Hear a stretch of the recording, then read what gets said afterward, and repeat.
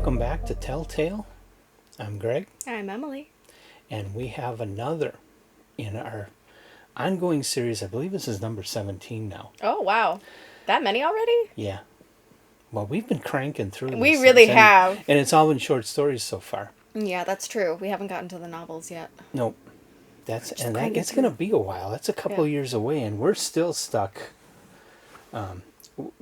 This story is The Eyes Have It. By Philip K. Dick. More Philip dick. K. Dick. More dick. More dick. Very, very little dick here. It's a very small dick. Yeah. This is a small dick. We're still this is still in June of 1953. Gosh, why does he... He just spent that summer just cranking them out. Yeah, He's a machine. Just... it was quite remarkable. I haven't run into That's the anything whole... else like That's the that. whole irony of it, is he was really a robot. He's not even human. This is just artificial intelligence writing That's all a this very shit. Philip K. Dick move. That was a Philip K. Viewpoint. Dick move. So this was first published in Science Fiction Stories, their premiere issue, and they didn't last long. I think they lasted like 4 or 5 issues Okay. in June of 1953.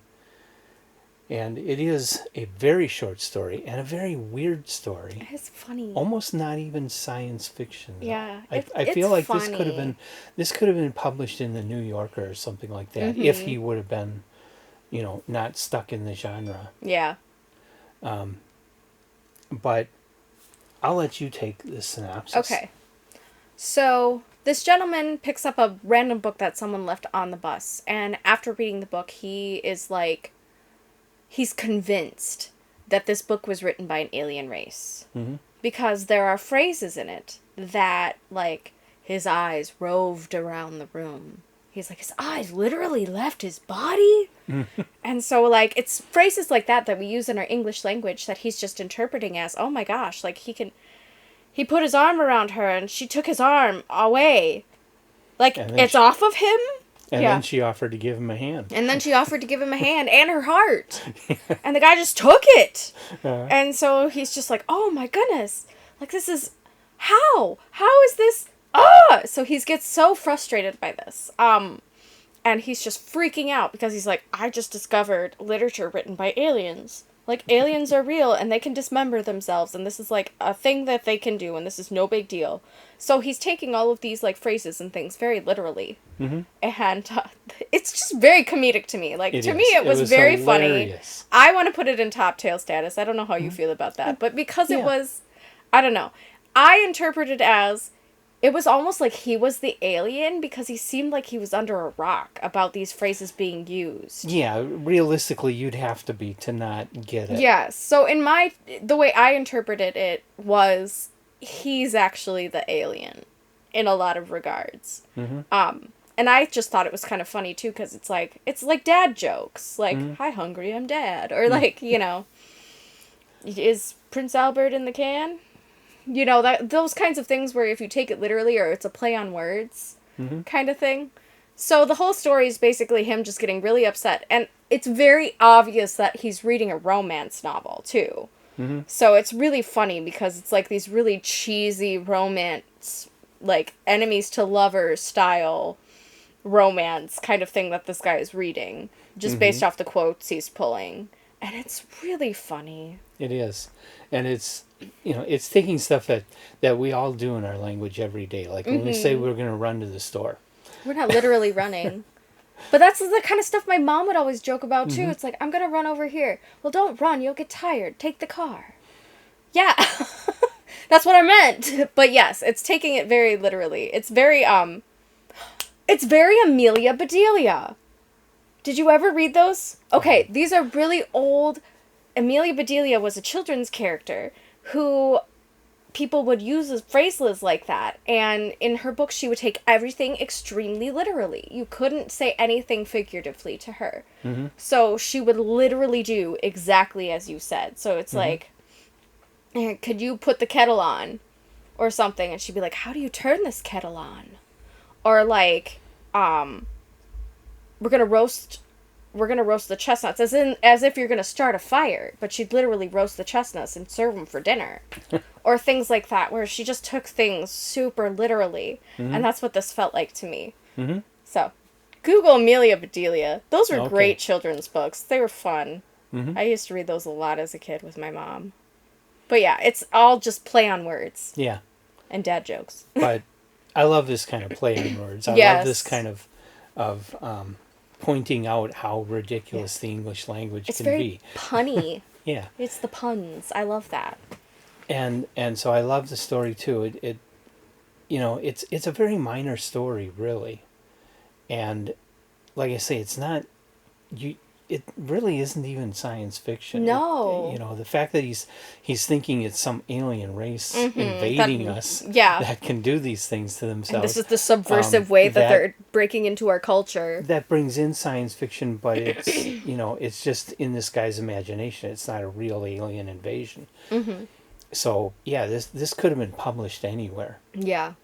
And it's a very small, extremely short story.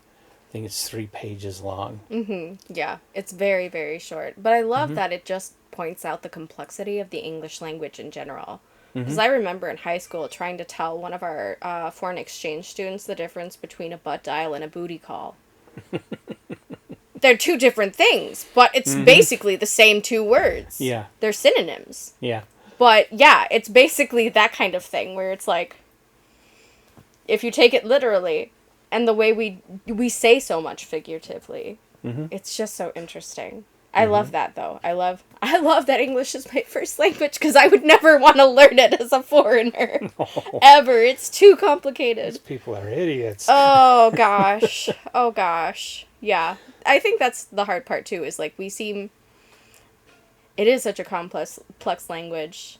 Oh, what show was it? I think it was Modern Family. There's a woman, a character in it, and she's from Colombia. And she's like, do you know how hard it is to translate everything from my language into English every time? Do you even know how smart I am in English? Or like in Spanish? You know? And she's like, I sound like an idiot in English. And I feel like that kind of speaks volumes too. Like, as a culture, we do have an extremely complex language, and there is a lot of play on words, and it is, and tons of slang, and tons of slang, and then of course there's metaphor, and we just integrate it so naturally into our speech without thinking someone might misinterpret it, but it's lost in translation sometimes. I just think it's such a great story for that. I love it. So yeah, okay. This is a top tale, even though it's very different for Philip K. Dick. Yes. Very different from anything else we've read. And very short. Very short.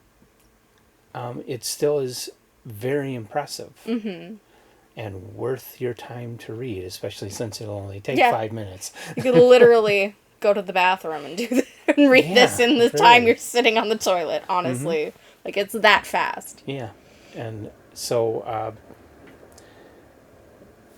I read it in this volume. This is the Subterranean Press I love that cover. version of the collected stories of Philip K. Dick. And this is called Upon the Dull Earth, the complete stories of Philip K. Dick, Volume 3. This was a limited edition by Subterranean Press and is no longer in print.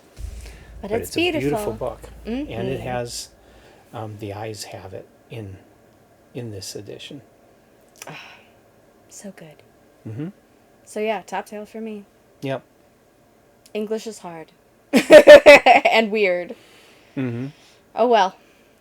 So yeah, if you guys have read this, feel free to comment, like, and subscribe. You'll see more of our Philip K. Dick as we are going through the rest of his stuff in order of publication. Yeah, like I said, next? or like we said before. The Preserving Machine is next. Ooh, Preserving Machine is next. Another short story, right? That one? Short story, one of his more... Is it just a short story or is it a novelette? No, it is a short story. Okay. But even if it was a novelette, I wouldn't mind because it's one of his more famous works. Okay. One Excellent. of his best known works. So Goes to show what I know, because I've never heard of it. it should be one of his best stories. Ooh, so we Though might have another top tale in the I've never making. actually read it yet. Let's try really hard to pull this one apart and find something we don't Find like something by wrong. Philip Yeah, K. seriously. Dick. I mean, he's got such an incredible track record. I know, we so far haven't that found one we don't he's like got to yet. stumble one of these times. Yeah. He can't have them all. No. We won't let him. Well, But anyway, he could. He but could. He might. And it might just be our type of author, honestly. Could be. We are his type. Mhm. But yeah, thanks for joining us, guys, and we will see you next time. Bye. Bye.